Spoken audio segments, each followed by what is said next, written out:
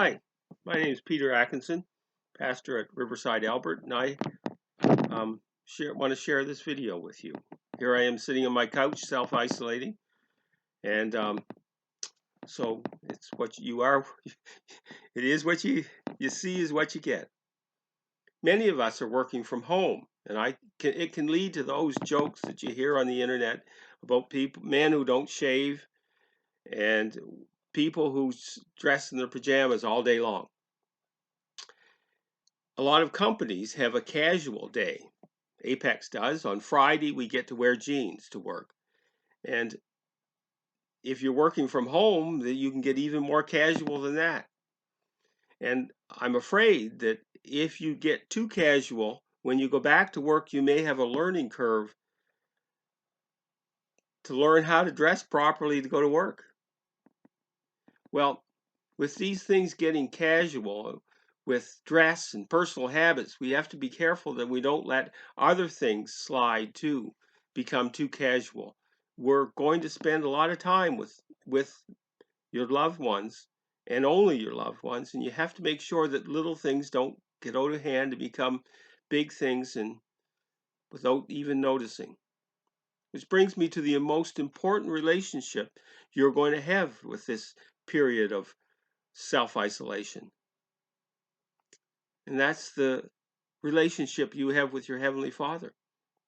I was reading Isaiah, and he has an account of both extremes. And it's important that you remember both of these things.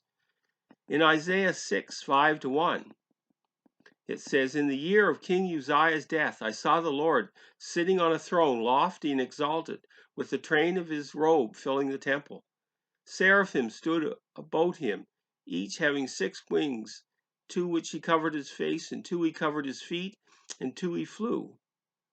And one called out to another and said, Holy, holy, holy is the Lord of hosts. The whole earth is full of his glory.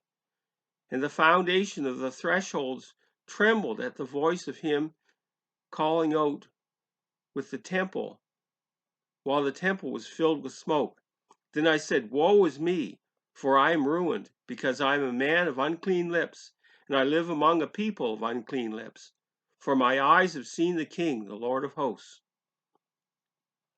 He's being very clear in this text, in this reference, that he recognizes what the holiness of God represents.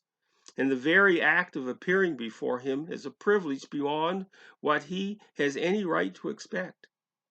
Later on in Isaiah 12:1-3, it says, "Then you will say on that day, I will give thanks to you, O Lord, for although you were angry with me, your anger is turned away, and you comfort me. Behold, God is my salvation.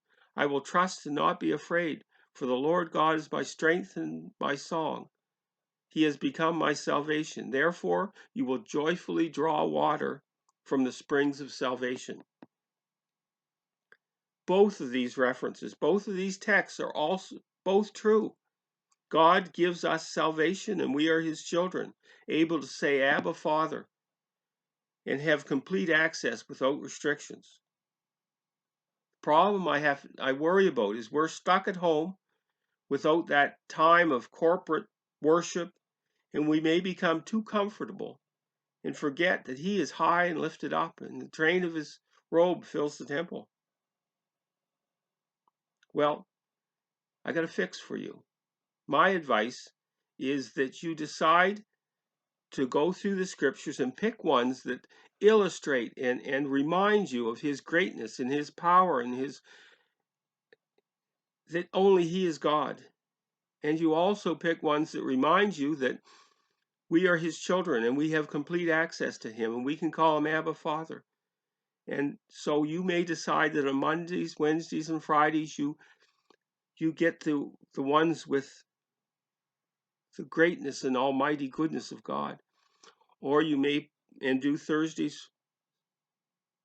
Tuesdays, Thursdays, and Saturdays with the other, or you can have one of each day. But what I'm suggesting is you decide, but make sure that you don't become so comfortable you forget the majesty of God. Thank you for listening.